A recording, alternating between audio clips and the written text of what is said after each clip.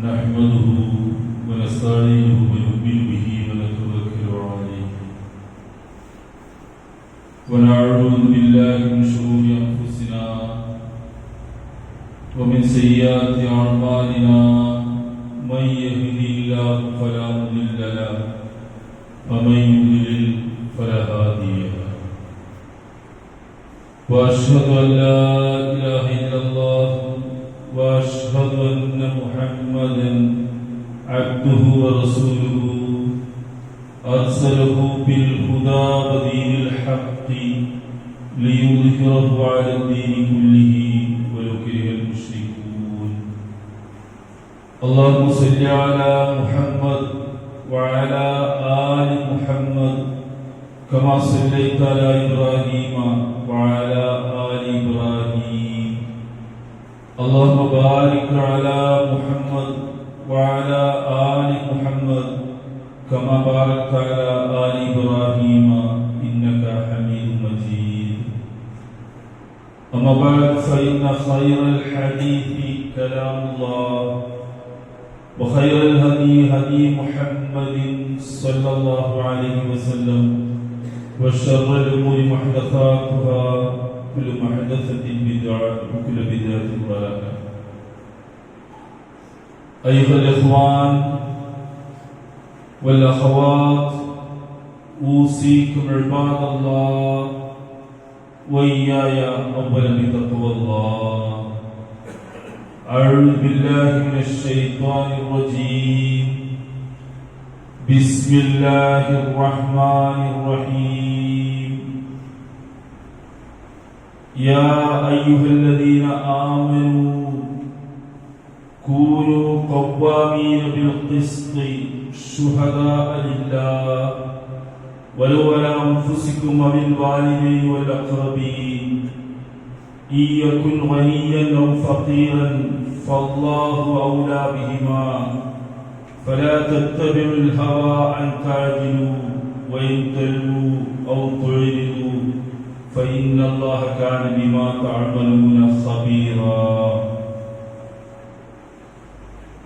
ആദരണീയരായ മുസ്ലിം സഹോദരന്മാരെ സഹോദരിമാരെ, സർവശക്തനായ അല്ലാഹുവിന്റെ നിയമ നിർദ്ദേശങ്ങൾ കഴിവിൻപടി ജീവിതത്തിന്റെ എല്ലാ മേഖലകളിലും സൂക്ഷിച്ച് ജീവിക്കണേ എന്ന് എല്ലാ ഓരോരുത്തരെയും ആദ്യമേ ഓർമ്മിപ്പിക്കുകയാണ്. നമ്മുടെ നാട്ടിൽ കഴിഞ്ഞ ഒരാഴ്ചക്കാലമായി വളരെ ഗൗരവമുള്ള സംവാദങ്ങളും ചർച്ചകളും നടക്കുകയാണ്. ഭരണതലങ്ങളിൽ, അധികാര കേന്ദ്രങ്ങളിൽ നിൽക്കുന്നവരും പുറത്തു നിൽക്കുന്നവരും അകത്തു നിൽക്കുന്നവരും ഒക്കെ വലിയ ഗൗരവമായ വിമർശനങ്ങളും മറുപടിയും ആരോപണങ്ങളും പ്രത്യാരോപണങ്ങളും ഒക്കെ നടന്നുകൊണ്ടിരിക്കുകയാണ്. ഈ വിഷയത്തിൽ ഏതെങ്കിലും തരത്തിലൊക്കെ നമ്മളെല്ലാവരും അറിഞ്ഞും അറിയാതെയും പങ്കുചേരുന്നു. സ്വാഭാവികമാണ്. നമ്മളെയൊക്കെ ബാധിക്കുന്ന, എല്ലാവരെയും ബാധിക്കുന്ന പ്രശ്നങ്ങളിലൊക്കെ നമ്മളും അറിഞ്ഞും അറിയാതെയും ഒക്കെ പ്രതികരണങ്ങൾ ഉണ്ടായിക്കൊണ്ടേയിരിക്കും. അതിന്റെ ശരി തെറ്റുകൾ ഇവിടെ വെച്ച് വിധി പറയുകയല്ല. ഇത്തരമൊരു സംഗതി നമ്മുടെ നാട്ടിൽ നടക്കുമ്പോൾ, ചർച്ചകളും വാദപ്രതിവാദങ്ങളും ഒക്കെ നടക്കുമ്പോൾ, നമ്മൾ അറിയാതെ നമ്മളിലേക്കൊക്കെ പകർന്നു വരുന്ന ഒരു സന്ദേശം ഈ നാട്, ഇവിടുത്തെ അധികാരങ്ങളിൽ നിൽക്കുന്നവരും അതിനടുത്ത സാധ്യതയുള്ളവരും ഒക്കെ അതുമായി ബന്ധപ്പെട്ട ആളുകളൊക്കെ എല്ലാ തരത്തിലുള്ള അധാർമിക പ്രവണതകൾ വെച്ചു പുലർത്തുന്നവരാണ്. നീതിയും ന്യായവും ഒന്നും ഇവിടെ ഒന്നും എങ്ങും നടക്കുന്നില്ല. അതുകൊണ്ട് എല്ലാവരും അങ്ങനെയാണ് എന്ന് മനസ്സ് വിധിക്കുകയും ന്യായമൊന്നും ഇതിലൊന്നും ഒരു പ്രസക്തമല്ല. തന്റെ കക്ഷിത്വം, വിഭാഗീയത, പാർട്ടി എന്നൊക്കെ പറയുന്ന കുറെ കാഴ്ചപ്പാടുകൾ അതൊക്കെയാണ് ഇവിടെ നടക്കുന്നത് എന്ന് നമ്മൾ അറിയാതെ നമ്മുടെ മനസ്സിൽ സ്വാധീനിച്ചിരിക്കുന്നു. ഇതിന്റെ ഫലമായി ഉണ്ടാകുന്നത് നീതിയെ സംബന്ധിച്ച് ഒരു കാര്യം നീതിപൂർവം നടക്കുക എന്നത് നമ്മുടെ നാട്ടിൽ സംഭവിക്കുന്ന ഒരു കാര്യമേ അല്ല എന്ന് വ്യക്തി വന്നു ചേരുകയും അതിന്റെ ഫലമായി നമ്മുടെ ഒക്കെ മനസ്സും ആ രീതിയിലേക്ക് മാറി വരുന്നത്, നമ്മൾ അറിയാതെ മാറി വരുന്നത് നമുക്ക് കാണാൻ കഴിയും.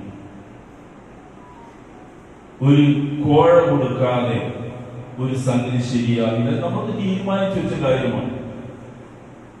അതിന്റെ ശരിതെറ്റുകൾ നമ്മൾ ആലോചിക്കുന്നില്ല. അത് കൊടുക്കാതെ അങ്ങനെ നടക്കില്ല, അങ്ങനെയാണ് ഇവിടുത്തെ നിയമം. ഒരു ദുസ്വാധീനം ചെലുത്താതെ നമ്മുടെ ഒരു കാര്യം നേടിയെടുക്കാൻ കഴിയില്ല, ന്യായമായ നീതികളൊന്നും ഇവിടെ നടപ്പില്ല എന്ന് നമ്മൾ പറയാതെ നമ്മളിലേക്ക് വന്നു ചേരുന്നു. ഇതൊരു വൻ ദുരന്തമാണ്.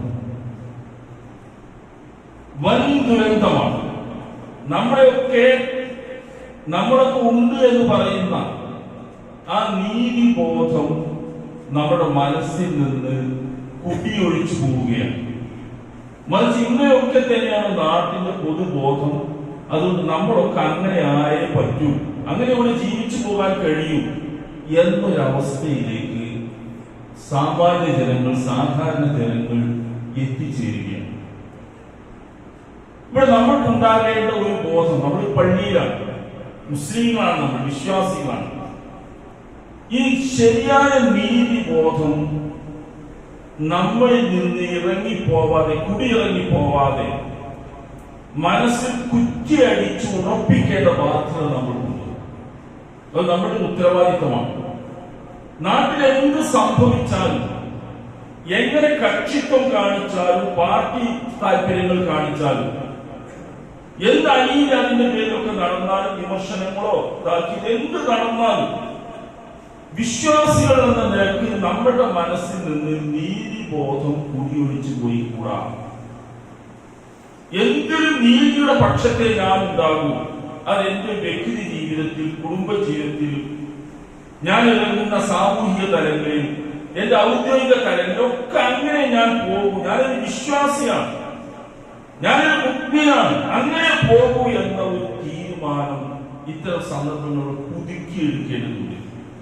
അല്ല, ഈ നീതിബോധം നമ്മൾ തിരിച്ചു പിടിക്കേണ്ടതുണ്ട്. ഈ സന്ദർഭത്തിൽ വിശുദ്ധ ഖുർആന്റെ ആയത്തുകളും പ്രവാചകന്റെയും സഹാബികളുടെയും ഖലീഫമാരുടെയും ഒക്കെ ചരിത്രം പരിശോധിച്ച് നോക്കിയാൽ ആ ഒരു ബോധത്തിന് വലിയ പ്രാധാന്യം നൽകി നമ്മൾ കാണാൻ കഴിയും.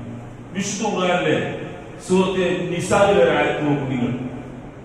യാ അയ്യുഹല്ലദീന ആമനൂ, സത്യവിശ്വാസികളെ, നമ്മളെ കുറിച്ചാണ് പറയുന്നത്.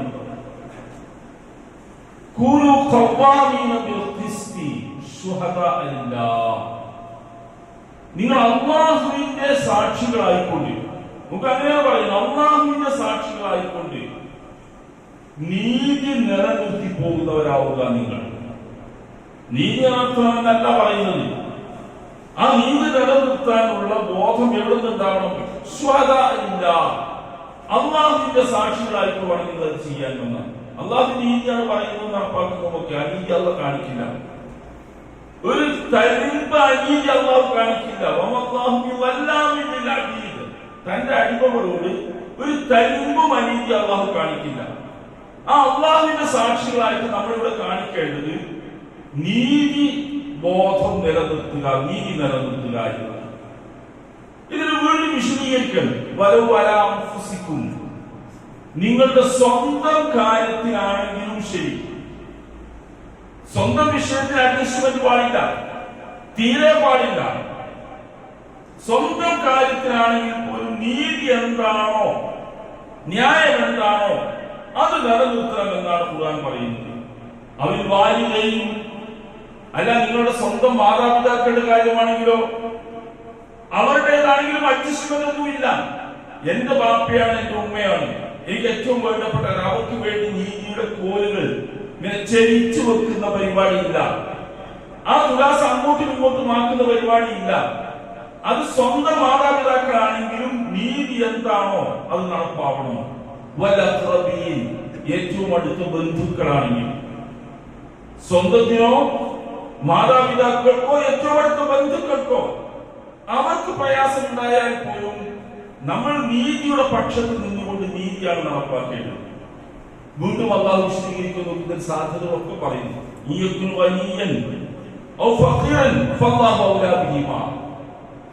ഈ വിഷയവുമായി ബന്ധപ്പെടുന്ന ആളുകൾ ചിലർ സമ്പന്നരായിരിക്കാം, നമുക്ക് അങ്ങനെയൊക്കെ പറഞ്ഞു.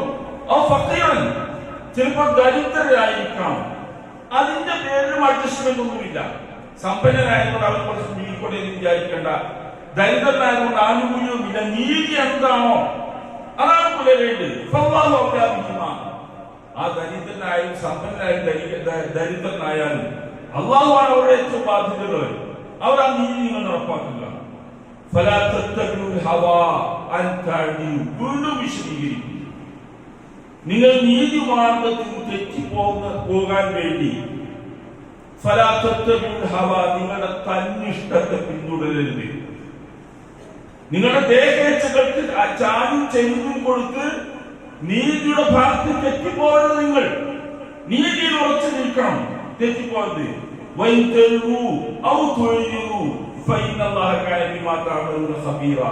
പിന്നെ വിശദീകരിക്കുന്നു, നിങ്ങൾ വളച്ചൊടിക്കുകയോ ഒഴിഞ്ഞു മാറുകയോ ചെയ്താൽ അങ്ങനെയും ചെയ്യാലോ. നിങ്ങൾ ചെയ്യുന്നതിനെ കുറിച്ചൊക്കെ സൂക്ഷ്മമായിട്ട് അറിയുന്നവനാണ് അല്ലാഹു. എല്ലാ സാധ്യതയും നീതിയുടെ കാര്യത്തിൽ വിഘ്നം വരാവുന്ന, തടസ്സം വരാവുന്ന, തെറ്റിപ്പോകാവുന്ന എല്ലാ സാധ്യതകളും വെള്ളി പറഞ്ഞിട്ട് അല്ലാഹു പറയുന്നത് നിങ്ങൾ ചെയ്യുന്നതിനെ കുറിച്ചൊക്കെ അല്ലാഹു സൂക്ഷ്മമായിട്ട് കാണുന്നുണ്ട്. അതുകൊണ്ട് നിങ്ങൾ നീതി നിലനിർത്തുന്നവരാകണം. ശുഹദാഇല്ല, അല്ലാഹുവിന്റെ സാക്ഷികളായിട്ടുണ്ട്. ഇവിടെ നീതി എന്ന അർത്ഥം പറയുന്ന വാക്ക് ഖിസ്ത് എന്നാണ്. ഖിസ്ത്, രണ്ട് വാക്കുകളാണ് അറബിയിൽ നീതിക്ക് ഉപയോഗിക്കുന്നത്. ഒന്ന് ഖിസ്ത്, രണ്ടാമത്തെ അഅ്ദിൽ, നീതി എന്ന് ഉപയോഗിക്കും. രണ്ട് വാക്ക് നീതി എന്ന്. പക്ഷെ രണ്ടും അല്പം വ്യത്യാസമുണ്ട്. അഅ്ദിൽ എന്ന പദം ഉപയോഗിക്കുന്നത് എല്ലാതരം പൊതുവായ നീതിക്കും ഉപയോഗിക്കുന്നു. എല്ലാ നീതിയും, ഇടപാടിലും സംസാരത്തിലും ഒക്കെ നീതി ബോധം, അതാണ്. ഖിസ്ത് എന്ന വാക്കുകൾ ഉപയോഗിച്ചാൽ ഖിസ്തിന്റെ അർത്ഥം ഓരോ വിഭാഗത്തിനും അർഹമായ വിഹിതവും അവകാശവും നൽകിക്കൊണ്ടുള്ള നീതി നടപ്പാക്കണമെന്നാണ്. അവകാശപ്പെട്ടത് നൽകിക്കൊണ്ടുള്ള വിഹിതം നൽകിക്കൊണ്ടുള്ള നീതി നടപ്പാക്കണമെന്നാണ്. അങ്ങനെയാണ് ഇസ്ലാം ഈ കാര്യത്തിൽ കാണുന്നത്. ഇതെന്തിനാണ് നമ്മൾ ഈ പറയുന്നത്? നമ്മൾ മതത്തിന്റെ ആളുകളാണ്, വിശ്വാസത്തിന്റെ ആളുകളാണ്, നമ്മൾ ഇസ്ലാമിന്റെ ആളുകളാണ്. നമ്മളെ സംബന്ധിച്ച് നമ്മളുടെ ജീവിത രംഗത്ത് നിന്ന് ഈ ശബ്ദകോലാഹലങ്ങൾ നീതി ജീവിതത്തിൽ ഇറങ്ങിപ്പോവാൻ, സ്ഥലം വിട്ടുപോകാൻ കാരണമാകരുത്. എന്തു തന്നെയായാലും നമ്മുടെ മനസ്സിൽ കുറ്റിയടിച്ചുറപ്പിച്ച് ബോധം നിലനിർത്തേണ്ടത് നീതി എന്റെ ജീവിതത്തിൽ പുലർത്തുമെന്നാണ്. അത് ബാപ്പയായാലും ഉമ്മയായാലും സ്വന്തമായാലും ബന്ധുക്കളായാലും സമ്പന്നനായാലും ആരായിരുന്നാലും ശരി, എന്റെ ജീവിതത്തിൽ നീതിക്കാണ് പ്രാധാന്യം. ഇത് ഇസ്ലാം നമ്മെ പഠിപ്പിക്കുന്നില്ല. ആ ഒരു ബോധം ഈ സന്ദർഭങ്ങളിൽ നമ്മൾ പുതുക്കിയെടുക്കാൻ, നഷ്ടപ്പെടാതെ പോകാതിരിക്കാൻ നല്ല ജാഗ്രത നമ്മൾ പുലർത്തേണ്ടത്. നബി സല്ലല്ലാഹു അലൈഹി വസല്ലമയുടെ സംഭവം വളരെ പ്രസിദ്ധമാണ്. പലരും നമ്മൾക്ക് കേൾക്കുകയും പറയുകയും ചെയ്ത ആ സംഭവം നിങ്ങൾ നോക്കൂ. റസൂലുള്ളാഹി എടുത്ത നിലപാട്. മഖ്സൂം ഗോത്രക്കാരിയായ ഒരു സ്ത്രീയെ, പെണ്ണ് ഫാത്തിമ എന്നാണ് പേര്. അവർ മോഷണം നടത്തി. ഖുറൈശ് വംശജൻ. മഖ്സൂം എന്ന ഖുറൈശ് ആകെപ്പെട്ട ഒന്നാണ്. ഉന്നത തറവാട്ടുള്ള ആളാണ്. മോഷണം നടത്തി. കേസ് റസൂൽ സല്ലല്ലാഹു അലൈഹി വസല്ലമയുടെ അടുക്കൽ വന്നു. കൈകൊട്ടു. അതാണ് നിയമം. മോഷണം നടത്തിയാൽ തെളിഞ്ഞു കഴിഞ്ഞാൽ കോടതിയിലെത്തി റസൂലുള്ളാഹിക്ക് തെളിഞ്ഞു കഴിഞ്ഞാൽ കൈകൊട്ടും. അതാണ് ഇസ്ലാമിന്റെ നിയമം. കൈകൊട്ടണം. ആളുകൾക്ക് പ്രയാസമായി. ഉന്നത കുലജാതയാണ്, തറവാടിയാണ്, വലിയ പ്രധാനപ്പെട്ട ആളാണ്. ഖുറൈശ് വംശജയാണ്. അതിനേക്കാൾ വലിയ സ്ഥാനം അവിടെ അല്ല. വലിയ വലിയ ആളുകളാണൊക്കെ. കൈകൊത്തുന്ന ആളുകൾക്ക് പ്രയാസമായി. അങ്ങനെയാണല്ലോ, വലിയ വലിയ കാര്യത്തിനാണല്ലോ പ്രശ്നം, ചെറിയ വലിയ കാര്യത്തിലുള്ള പ്രശ്നമില്ല. നബിയോട് ശുപാർശ പറയണം, ഇളവ് കിട്ടാൻ വേണ്ടി. ആര് പറയും? ആർക്കും ധൈര്യമില്ല റസൂലുള്ളാഹിന്റെ ഒരു ശുപാർശ പറയാൻ. അസൽ അവരെ തെരഞ്ഞെടുത്തു ഉസാമ ബിൻ സെയ്ദിനെ. അദ്ദേഹത്തിന്റെ പ്രത്യേകത റസൂൽ സല്ലല്ലാഹു അലൈഹി വസല്ലം റസൂലുള്ളാഹിന്റെ ഏറ്റവും പ്രിയപ്പെട്ടവൻ എന്നാണ്. അതിനേക്കാൾ റസൂലുള്ളാഹിക്ക് അത്ര പ്രിയപ്പെട്ട ആൾ സെയ്ദ് റസൂലിന്റെ വീട്ടിൽ വളർന്ന ആള്, ഖുർആൻ ഉപയോഗിച്ച പേര് പറഞ്ഞ ഏക സഹാബി. അദ്ദേഹത്തിന്റെ മകനാണ് ഉസാമ. ഇനി അതിനേക്ക് നല്ല യുവാവ്, നല്ല രംഗത്തുള്ള ആള്. അദ്ദേഹത്തെ ചുമതലപ്പെടുത്തി. അദ്ദേഹം റസൂലുള്ളാഹിനെ പറഞ്ഞു, എല്ലാവരും പറഞ്ഞപ്പോ അദ്ദേഹം പറഞ്ഞു, ഈ കൈ കൊത്തുന്നതിൽ ഇളവ് കിട്ടണം, ഇതിന്റെ മനസ്സിൽ പോത്ത കാര്യമല്ല, അങ്ങനെയല്ലേ. റസൂലുള്ളാഹിന്റെ മുഖം ചുവന്നുപോയി. റസൂൽ ആളുകൾ വിളിച്ചു ചേർത്തു. റസൂൽ സല്ലല്ലാഹു അലൈഹി വസല്ലം ചോദിച്ചത്, അതശ്ഫഉനി ഫി ഹദ്ദ് മിൻ ഹുദൂദില്ലാഹ്, നീ എന്താണ് എന്നോട് ശുപാർശ പറയുന്നത്? അള്ളാഹുവിന്റെ ഒരു വിധി നടപ്പാക്കുന്നതിനാണോ നീ എന്നോട് ശുപാർശ പറയുന്നത്? ആ ചോദ്യത്തിന് വലിയ അർത്ഥമുണ്ട്. റസൂൽ ചോദിക്കുമ്പോ അള്ളാഹുവിന്റെ റസൂലാണ്, അള്ളാഹു പറഞ്ഞത് നടപ്പാക്കി കാണിക്കേണ്ട ആളാണ് റസൂല്. എന്നിട്ട് ആ റസൂലിന്റെ അടുത്ത് പോയിട്ട് അള്ളാഹ് പറഞ്ഞ വിധി മാറ്റി തരണമെന്ന് എന്നോട് ശുപാർശ പറയുക എന്നാണ് റസൂൽ ചോദിച്ചത്. അർത്ഥം ഏറ്റവും പ്രിയപ്പെട്ടത് എന്ന് പറഞ്ഞപ്പോൾ വേണ്ടപ്പെട്ടാണ്, പ്രിയപ്പെട്ടവരാണ്. റസൂൽ പറഞ്ഞ വാക്കതാണ്. ഇത് റസൂൽ പറഞ്ഞു,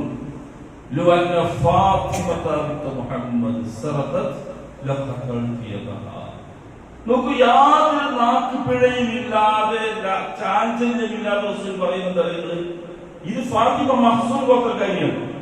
എന്റെ മോളുടെ പേര് ഫാത്തിമയാണ്. എന്റെ മോൾ മുഹമ്മദിന്റെ മകൾ ഫാത്തിമയാണ് മോഷണം നടത്തിയതെങ്കിൽ ഞാൻ അവളുടെ കൈ കൊത്തുക തന്നെ ചെയ്യും. അതാണ് നീതിയുടെ താല്പര്യം. ഞാൻ കൈ കൊത്തുക തന്നെ ചെയ്യും എന്ന് പറഞ്ഞുകൊണ്ട് റസൂൽ സല്ലല്ലാഹു അലൈഹി വസല്ലം ആ നിയമം നടപ്പാക്കി. റസൂൽ പറഞ്ഞൊരു വാക്കതിനെ കുറിച്ചൊരു വിശദീകരണം അടിക്കുറിപ്പ് നൽകി. ഇന്നമാ അഹ്ലക മൻ കാന ഖബ്ലകും അന്നഹു ഇദാ കാനൂ ഇദാ സറക ഫീഹിൽ ശരീഫ്. റസൂൽ പറയുകയാണ്, നിങ്ങൾക്ക് മുമ്പുള്ള സമൂഹത്തിൽ വലിയ നാശങ്ങൾ വരാൻ കാരണം ഉയർന്ന തറവാട്ടുകാർ, മേലേക്കിടയിലുള്ള ആളുകൾ തെറ്റ് ചെയ്താൽ ആ ആളുകളെ വെറുതെ വിടുന്നു. നമുക്ക് മേലേക്കിടയിലുള്ള ആളുകൾ തെറ്റ് ചെയ്താൽ, അവർ മോഷണം നടത്തിയാൽ അവരെ വെറുതെ വിടും. താഴേക്കിടയിലുള്ള സാധുക്കളായ ആളുകൾ സംഭവിച്ചാൽ അവർ അവരുടെ കാര്യത്തിൽ നിയമം നടപ്പാക്കുകയും ചെയ്യുമെന്നാണ്. അതാണ് മുമ്പുള്ളവർ നശിച്ചു പോകാൻ കാരണം. എന്നിട്ട് റസൂൽ പറയുന്നത് ഫാത്തിമയാണ് മോഷണം നടത്തിയിരിക്കുന്നത് കൈകൊടുക്കുന്നത്. ഇതൊരു വാക്കാണ്, ഇതൊരു സന്ദേശമാണ് നമുക്ക് കിട്ടേണ്ടത്. ജീവിതത്തിന്റെ തലങ്ങളിലാകെ എവിടെയാണെങ്കിലും നമ്മൾ വ്യക്തിപരമായ കാര്യത്തിലോ, നമ്മുടെ കുടുംബപരമായ കാര്യത്തിലോ, രാഷ്ട്രീയപരമായ കാര്യത്തിലോ, സാമൂഹികമായ വിഷയത്തിൽ, ഔദ്യോഗിക തലങ്ങളിലോ എവിടെയാണെങ്കിലും ഒരു മുസ്ലിമിനെ സംബന്ധിച്ച് നീതി നിലനിൽക്കുക എന്നതാണ് പ്രശ്നം. അത് അവന്റെ ജീവിതത്തിൽ നീതിയുടെ പക്ഷത്താണ്. ഏത് വിഷയത്തിലും അവന് ആ ബോധം ഇത്തരം ചർച്ചകൾ മുഖേന നമ്മുടെ മനസ്സിൽ നിന്ന് കുടിയിറങ്ങി പോകാൻ പാടില്ല. ആ നീതി ബോധം ഉറപ്പിച്ചു നിർത്തുകയും അത് കുറ്റിയടിച്ചുറപ്പിക്കുകയും ചെയ്യേണ്ടതാണ് നമ്മൾ. ആ നീതി ബോധം തിരിച്ചു പിടിക്കാനാണ് എപ്പോഴും നമ്മൾ ശ്രമിക്കുന്നത്. ഉമർ ചരിത്രം നമ്മൾ ഒരുപാട് കേൾക്കുന്ന, അദ്ദേഹത്തിന്റെ ഖിലാഫത്ത് കാലത്ത്, ഭരണകാലത്ത് അദ്ദേഹം കൃത്യമായി പാലിച്ച, കുറെ കർശനമായി പാലിച്ച നിയമങ്ങൾ. അദ്ദേഹത്തിന്റെ ചരിത്രത്തിൽ വരുന്ന സംഭവങ്ങൾ, അദ്ദേഹം തന്റെ നാട്ടിൽ അധികാര സ്ഥാനത്ത് ഖലീഫയുടെ സമയത്ത് ഏതെങ്കിലും നിയമങ്ങൾ നടപ്പാക്കുമ്പോൾ ആ നിയമത്തിന് ലംഘനത്തിനുള്ള ശിക്ഷ നടപ്പാക്കും, പറയും, രണ്ടും പ്രഖ്യാപിക്കും. പക്ഷെ അദ്ദേഹം ആദ്യം ചെയ്തിരുന്ന ഒരു കാര്യം, ഏറ്റവും ആദ്യം ആ വീട്ടിൽ പോയി, സ്വന്തം വീട്ടിൽ പോയിട്ട് ആ കാര്യം പറയും. ഞാൻ ഇതാ ഇന്ന നിയമം നടപ്പാക്കുകയാണ്, അതിൽ ലംഘിക്കുന്നവർക്കുള്ള ശിക്ഷ ഇന്നതാണ് എന്ന് പറഞ്ഞു. ഇന്ന് അദ്ദേഹം പറയുന്ന ഒരു വാക്ക് നോക്കൂ നിങ്ങൾ, വന്നാസു യൻദുറൂനയിലേക്കും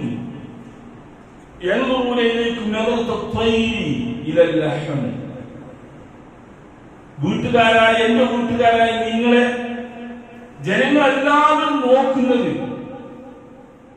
കഴുകൻ പക്ഷി മാംസത്തിലേക്ക് തുടിച്ചു നോക്കുന്നത് പോലെയാണ്. എപ്പോഴും രാജ്യമെടുക്കാൻ വേണ്ടി നോക്കുന്നത് പോലെയാണ് നിങ്ങൾ നോക്കുന്നത്. അതുകൊണ്ട് നിങ്ങൾ ഈ നിയമം ലംഘിക്കാൻ പാടില്ല, നിങ്ങൾക്ക് എനിക്ക് ശിക്ഷ കിട്ടുമെന്നാണ് അദ്ദേഹം പറയുന്നത്. എന്റെ വീട്ടുകാരാണ് എന്ന നിലക്ക് നിയമം ലംഘിക്കുകയല്ല നിങ്ങൾ ചെയ്യേണ്ടത്. അധികാര കേന്ദ്രത്തിലുള്ള ഞാൻ എന്റെ വീട്ടുകാർ എന്നതല്ല, നിങ്ങളാണ് കൂടുതൽ പാലിക്കേണ്ടത് ആ നിയമം.